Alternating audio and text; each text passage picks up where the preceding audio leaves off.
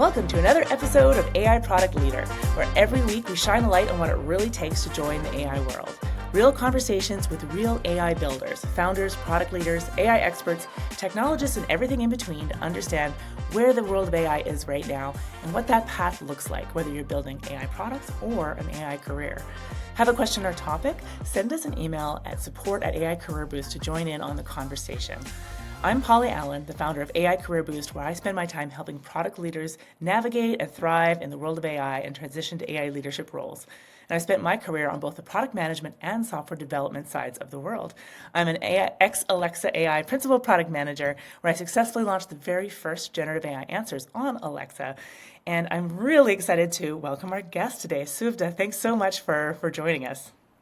Thank you. Thanks for inviting me, Polly. Fantastic. Well, I'd love to give just a little bit of background. Suvda Myagmar is an accomplished AI product leader with a track record spanning top tech companies like Salesforce, Adobe, and Microsoft, as well as founding and scaling startups.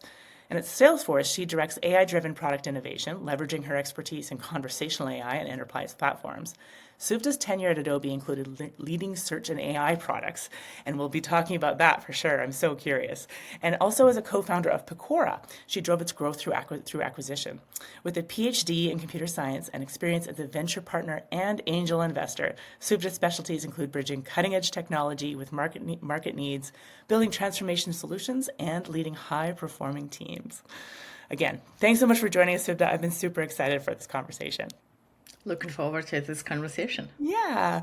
So I'd love to start by, you have such an illustrious career in the AI and particularly AI search and NLP spaces.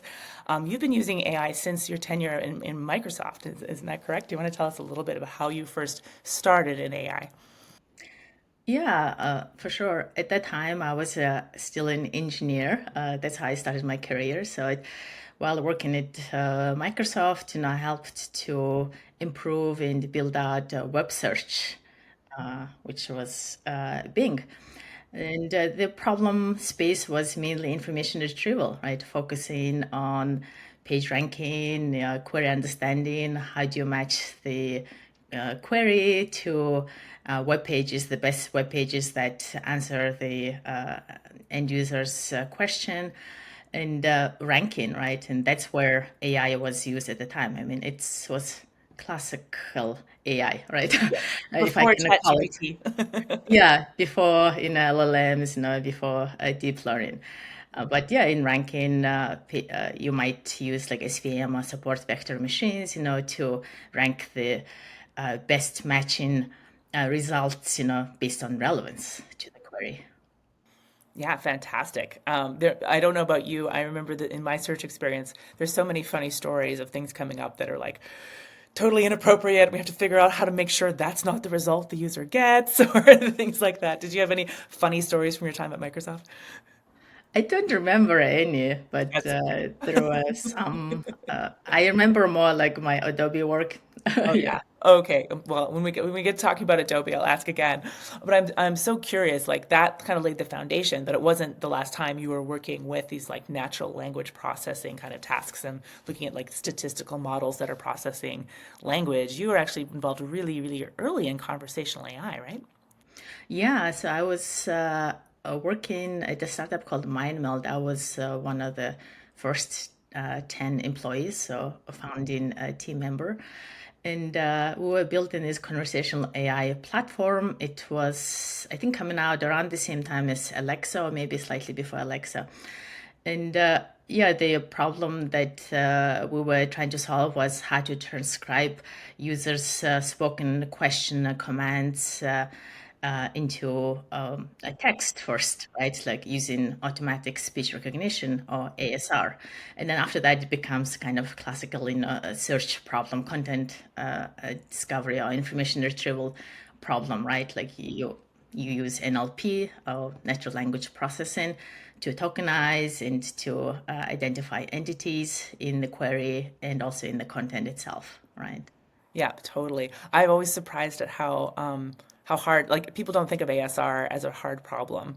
And we had real issues even in 2019, 2020, making sure that our ASR embeddings were kept up to date.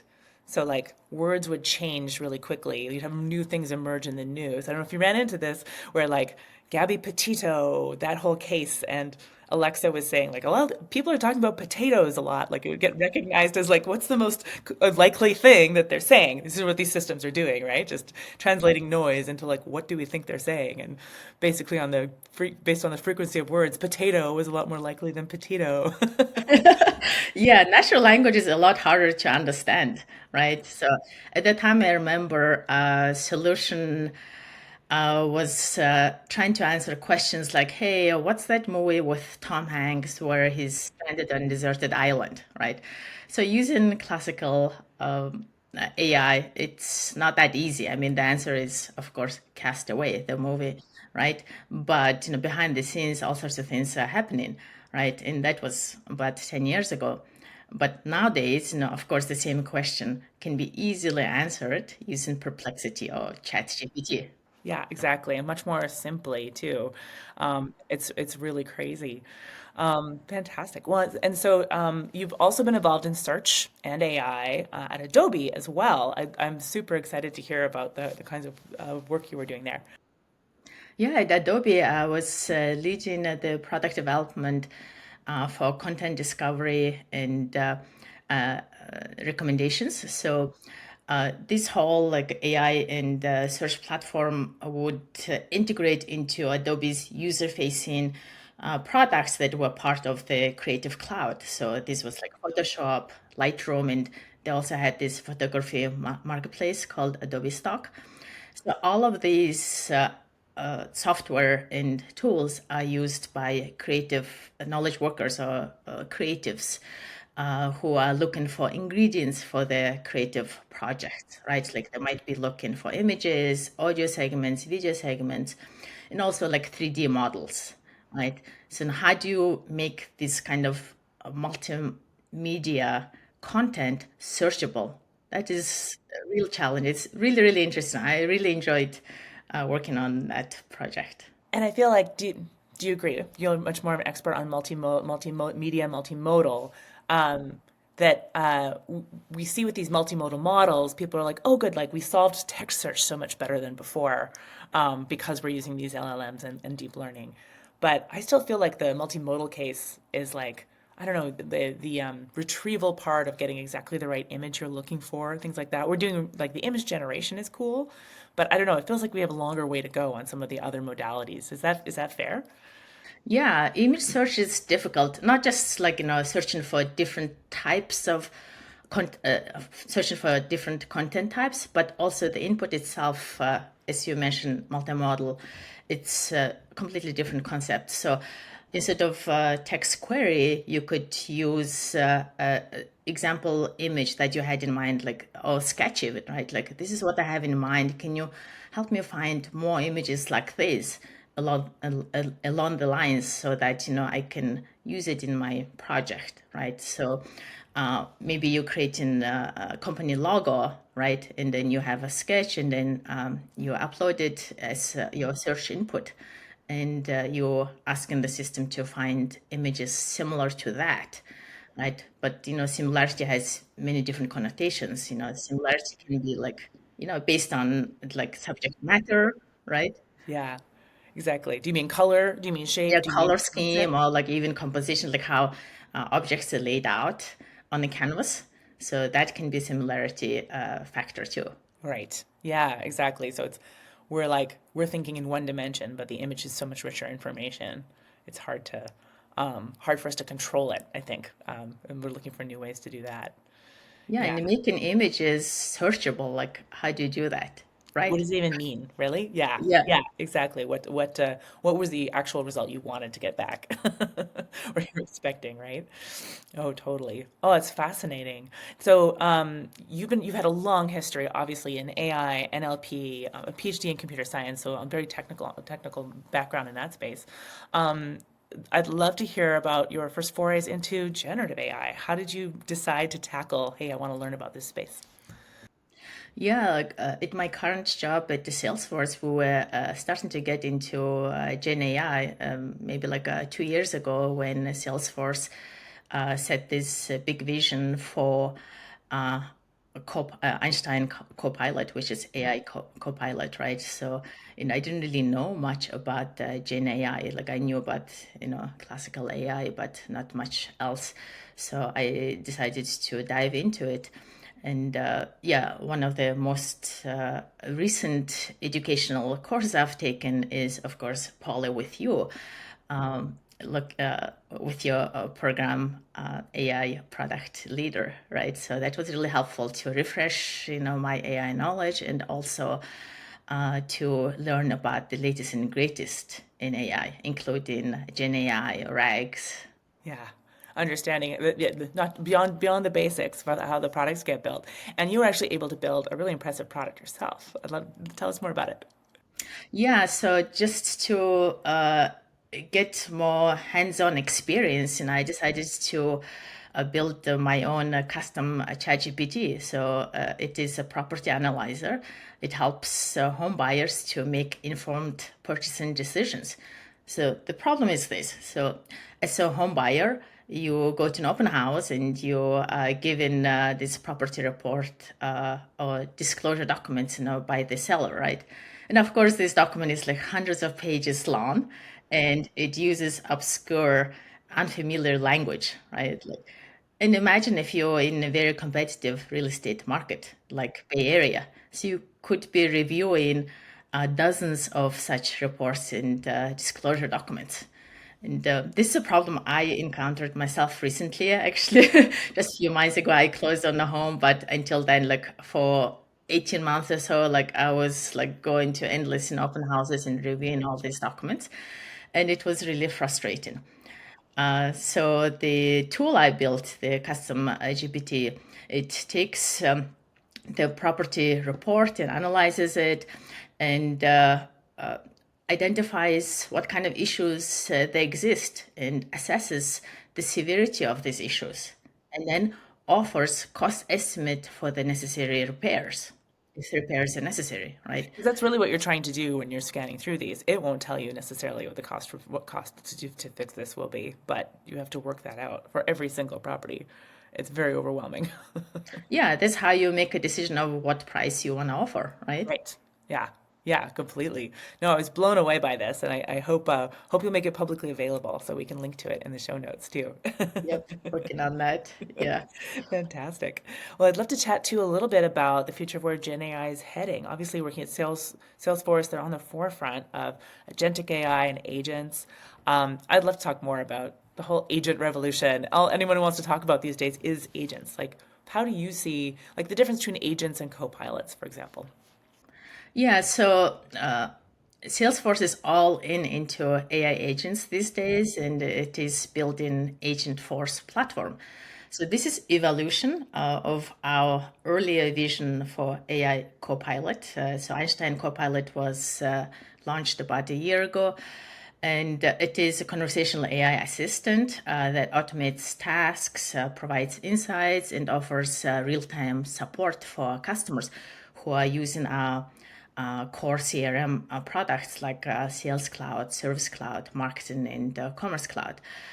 And then now Salesforce is developing this Agent Force platform. I've seen the demos and it's mind blowing. And I've heard very, like, of course, we live in an age of mind blowing demos that don't always live up to the hype. But I have heard from multiple sources now that people are like enterprises are adopting and really finding the Salesforce Agent Force, very useful out of the box. Yeah, it's a no-code agent builder that our customers can use to build their own AI agent. And the key difference between AI copilot and agent is the level of autonomy and purpose, right? So AI copilot typically acts as an assistive partner and requires user instructions or oversight. And then AI agent is a role-based actor and is designed to function autonomously, performing tasks and making decisions independently as much as possible, right? Based on predefined objectives. Yeah, gotcha. Exactly. You give them a goal and a role instead It's of, a goal, of course, like we're yeah, far from it. It's we're working towards this vision. gotcha. Gotcha. No, totally. And it's interesting because, of course, you have to maintain some form of, like, humans still want a level of control. They don't, I think there's always this, fear of like, oh, if I let it run alone without any oversight, it'll run amok. But balancing that must be a big challenge. Yeah, I mean, instilling like reasoning into AI is challenging, right? So at the minimum, like AI agent should be more conversational, like as you see, like, I wouldn't call it necessarily oversight, but at least like being able to ask clarifying questions, right? And check in with a human on a plan of action. That's how like set guardrails, and also it is moving into the right direction. Gotcha. And is If the it plan of action is incorrect, it's not going to be it's useful. not going to be work. And I almost think of it as in a human relationship, the analogy is like if you have an employee, you'd want them at first to have like higher degree of interaction until you build some trust that you're like, okay, you only need to check in with me when X, Y, and Z. Otherwise, I trust you. I don't know, is that like that delegation of trust? Are we close, or is this something still way off in the future? I think it's still in the future. It's Yeah. a goal. Yeah. Yeah. Yeah, exactly. It's tough. It's getting closer every day, and the pace things work at. Yeah. I mean, I remember, Polly, like in our course, you were saying like, hey, this is the latest and greatest AI. It doesn't have reasoning, which is true, right? Like instilling like something close to reasoning into AI is challenging. Yeah, exactly. We were really shocked during a recent demo in our class because someone was trying to do something that required some really basic arithmetic as a first step. And we just couldn't get, like, basically the O1 preview models were the only one that did anything close to getting very simple arithmetic right consistently, or even like most of the time, kind of thing. And it's funny how there's a lot of hype over they can do all these things, and then there's things that we consider simple that they still get wrong, right? The common sense or things that require reasoning. So it's eye opening when you run into it. It's gratifying. I mean, humans are still needed in this world. Exactly, it's really reassuring. Maybe that's why we would love to bring up these examples, right? Oh, fantastic. I did want to ask, do you use AI personally in your day to day? How do you use AI? Yeah, so definitely use AI. Like I use Perplexity and ChatGPT pretty often. Like if you're curious, like the recent question I asked ChatGPT is like, do I need to fast for in preparation for my blood test? Turns out I had to fast for 12 hours. That was a good thing that I found out about it kind of the day before. But bad thing is when I was making an appointment, I didn't know about it. And my appointment was in late afternoon at 3 p.m. So I had to go hungry a whole All day. day. I always do my blood tests at like 7 a.m. I'm I like, didn't know. A good thing didn't know. is I asked. Exactly. Now, if they could just make it be like proactive some way, that it's like when you're doing something, it's like, by the way, before you book that fasting appointment. That's the vision. Come on, agents. Let's get on it, right? Yeah, be more proactive. Awesome. Excellent. Well, I'd love to finish off with any advice. So, people who are interested in getting into AI, what advice would you give them as to take as a first step? Yeah, like first of all, I think in your mindset, like don't be intimidated by the unknown. I think like everyone is learning in this environment, right? So chances are that your organization, your leaders, and your engineering teams are also on some kind of learning curve. So you can't know everything. And then second is like intentionally use AI tools in your day to day life, and look at it with critical eye and brainstorm ideas on how to improve it. Like that's one of my favorite things to do on daily basis. I remember when I was aspiring to be a PM for conversational AI, for example, I got this Alexa device and I would talk to it like every day. And then like sometimes in frustration, I would throw my hands like, Alexa, why are you so dumb? As many people So yeah, say. use it on a daily basis and yeah, brainstorm ideas for improving. And lastly, definitely take some hands-on courses. It's so imperative, to be able to build something and this is how you understand, like, oh, this is how I need to do prompt engineering, right? Like, this is how I need to provide examples and how much examples are enough, etc. Right? Like, you can understand that only by doing. I fully agree. I'm so glad to hear you say that because I feel like there's different learning styles, but like the actual hands-on piece isn't replaceable. Fantastic advice. Thanks so much, Susan.